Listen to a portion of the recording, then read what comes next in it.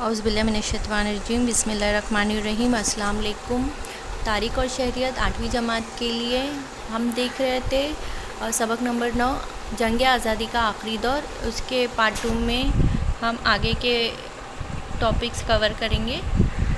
تو ہم اس میں دیکھیں گے متوازی حکومت کا قیام۔ ملک کے چند صوبوں میں انگریزی افسروں کو نکال کر باہر کیا گیا اور وہاں پہ عوامی حکومتیں قائم کی گئی۔ اسے متوازی حکومت کہتے ہیں۔ بنگال کے مدنا پور، اتر پردیش کے بلیا اور اعظم گڑھ، بہار کے بھاگلپور اور پورنیہ ضلعوں میں متوازی حکومتیں قائم کی گئی۔ مہاراشٹر کے ضلع ستارا میں کرانتی اسنیئر نانا پاٹل نے سن 1942 میں برطانوی حکومت کا خاتمہ کر کے متوازی حکومت قائم کی۔ کنڈل کے انقلاب میں پیش جی ڈی عرف بابو لاٹ کی قیادت میں قائم کردہ طوفان سینا کے توسط سے محصول جمع کرنا، نظم و نسق برقرار رکھنا، مجرموں کو سزا دینا وغیرہ کے کام متوازی حکومت کے ذریعے کیے جاتے ہیں۔ اس حکومت کے ذریعے نامزد عوامی عدالتوں کے فیصلوں کو لوگ قبول کرتے۔ ساہوکاری کی مخالفت، شراب بندی، تعلیم کا فروغ اور ذات پات کا فرق مٹانے جیسے کئی تعمیری کام اس حکومت نے انجام دیے۔ اس کی وجہ سے متوازی حکومت عوام کے لیے مثالی حکومت ثابت ہوئی۔ بھارت چھوڑو چلے جاؤ تحریک کی اہمیت۔ سن 1942 کی تحریک نے ملک گیر تحریک کی شکل اختیار کر لی۔ حصول آزادی کے مقصد کی خاطر لاکھوں بھارتیوں نے قربانیاں دیں۔ بے شمار لوگوں نے اپنی جانوں کا نذرانہ پیش کیا۔ احتجاجیوں کی تعداد اتنی زیادہ تھی کہ انہیں قید کرنے کے لیے ملک کی تمام جیلیں ناکافی ہونے لگیں۔ سانے گروجی، راشٹر سنت ٹکڑو جی مہاراج وغیرہ کے حب الوطنی کے گیتوں کے مظاہرین کا حوصلہ بڑھایا گیا۔ اس ملک گیر تحریک کو اگست کرانتی بھی کہا جاتا ہے۔ آزاد ہند فوج۔ بھارت کی آزادی کے لیے نیتا جی سبھاش چندر بوس نے بھی خوب کوششیں کی۔ بھارت کی مشرقی سرحد پر ہزاروں بھارتی فوجی انگریزوں کے خلاف جنگ کرنے کے لیے تیار تھے۔ یہ تمام فوج آزاد ہند فوج کے سپاہی تھے اور ان کے قائد نیتا جی سبھاش چندر بوس تھے۔ سبھاش چندر بوس نیشنل کانگریس کے ایک اہم رہنما تھے۔ وہ 2 مرتبہ کانگریس کے صدر رہ چکے تھے۔ ان کا خیال تھا کہ انگلستان دوسری عالمی جنگ میں الجھا ہوا ہے، اس بات کا فائدہ اٹھاتے ہوئے بھارت میں تحریک کو تیز کر دیا جائے اور اس کام میں انگلستان کے دشمنوں سے بھی مدد لی جائے۔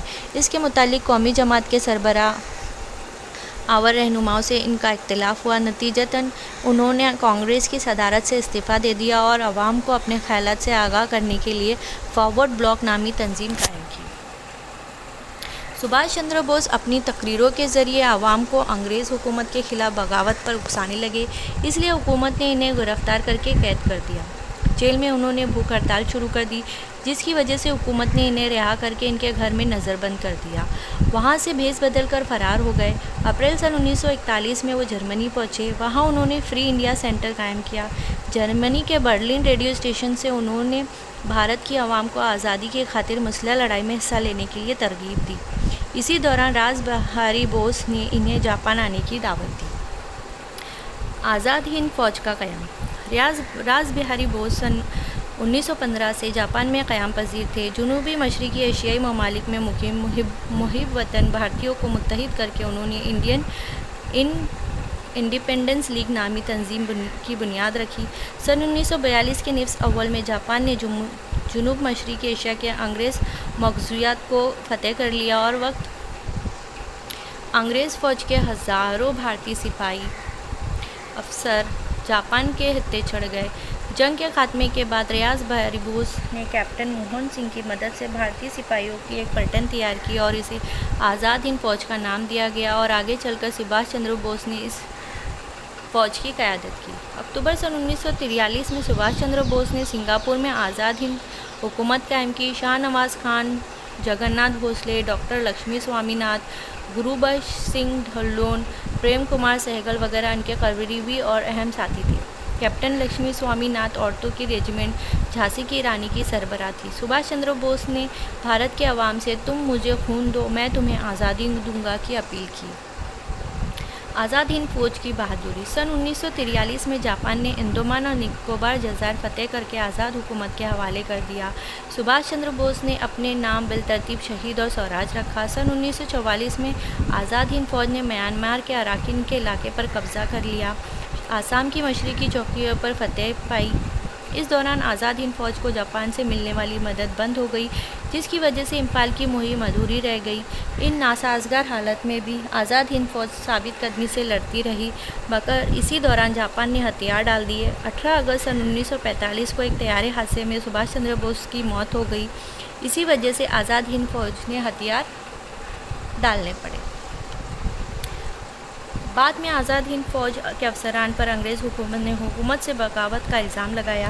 جواہر لال نہرو، بھولا بھائی دیسائی، تیج بہادر سپرو جیسے مشہور ماہرین قانون نے ان افسران کا دفاع کیا، لیکن فوجی عدالت نے ان افسروں کو مجرم قرار دے کر عمر قید کی سزا دی۔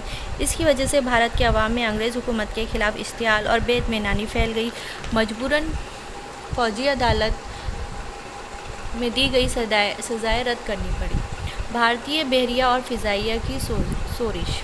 آزاد ہند فوج کی تحریک سے بحری اور فضائی بیڑے میں انگریز حکومت کے خلاف بے اطمینانی پیدا ہو گئی۔ اس کا اظہار 18 فروری سن 1946 کو تلوار نامی برطانوی جنگی جہاز پر ہوا۔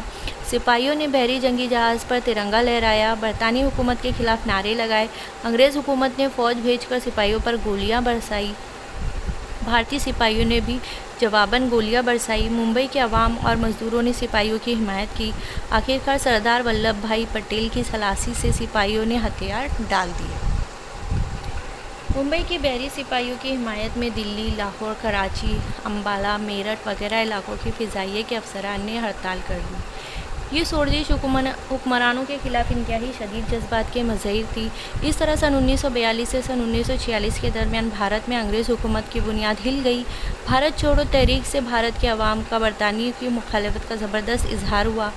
بری، بحری اور فضائی افواج انگریزی حکومت سے مضبوط ستون تھے، وہ بھی برطانوی مخالف ہو گئے۔ ان تمام واقعات سے انگریز حکمرانوں کو اس بات کا اندازہ ہو گیا کہ اب بھارت پر زیادہ عرصے تک اپنا اقتدار قائم رکھنا ممکن نہیں ہے۔